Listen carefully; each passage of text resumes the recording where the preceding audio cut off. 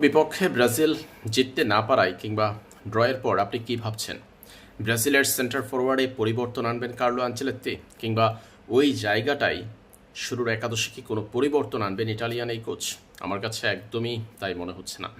আরও একবার হাইতির বিপক্ষে ব্রাজিলের সেন্টার ফরওয়ার্ড হিসাবে ইগোর থিয়াগোর উপর আস্থা রাখতে পারেন কার্লো আনচেলত্তি, কারণ ক্লাব ফুটবলে তিনি দারুণ পারফর্ম করেছেন, সেটা তো আর মিথ্যা নয়। তাকে যদি একাদশে না রাখা হয় সেই ক্ষেত্রে তার জায়গাতে দেখা যাবে ম্যাথিউস কুনিয়াকে। এর থেকেও বেশি পরিবর্তন আনার কথা নয় শুরুর একাদশে। অনেকেই ভাবছেন এন্ড্রিক ফিলিপেকে শুরুর একাদশে রাখবেন কার্লো আনচেলত্তি, সেটা আসলে হওয়ার কথা নয়, তবে বদলি ফুটবলার হিসেবে মাঠে নামতে পারেন। সবচেয়ে বড় একটা প্রশ্ন হলো, নেইমার জুনিয়র যদি হাইতির বিপক্ষে ব্রাজিলের একাদশে ফিরেন, জানা গেছে তিনি এর মধ্যে দলীয় অনুশীলনে ফিরেছেন, যদি তিনি ব্রাজিলের একাদশে হাইতির বিপক্ষে ফিরেন সেই ক্ষেত্রে তার জায়গাটা হবে কি, ভূমিকাটা হবে কি?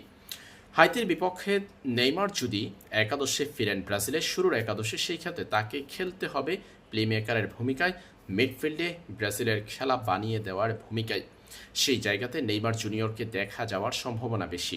ব্রাজিলের মিডফিল্ডে লুকাস পাকুয়েতার জায়গায় নেইমার জুনিয়রকে আমরা দেখতে পারি হাইতির বিপক্ষে, যদি নেইমার ব্রাজিলের শুরুর একাদশে খেলে থাকেন। নেইমারকে সেই ক্ষেত্রে খেলতে হবে, নেইমারকে সেই ক্ষেত্রে পজিশন নিতে হবে কাসেমিরো এবং ব্রুনো গিওমারেসের মাঝে। এই দুজনের সাথে মিডফিল্ডে নেইমার জুনিয়রকে দেখা যেতে পারে হাইতির বিপক্ষে, যদি তিনি ব্রাজিলের শুরুর একাদশে হাইতির বিপক্ষে ফিরতে পারেন।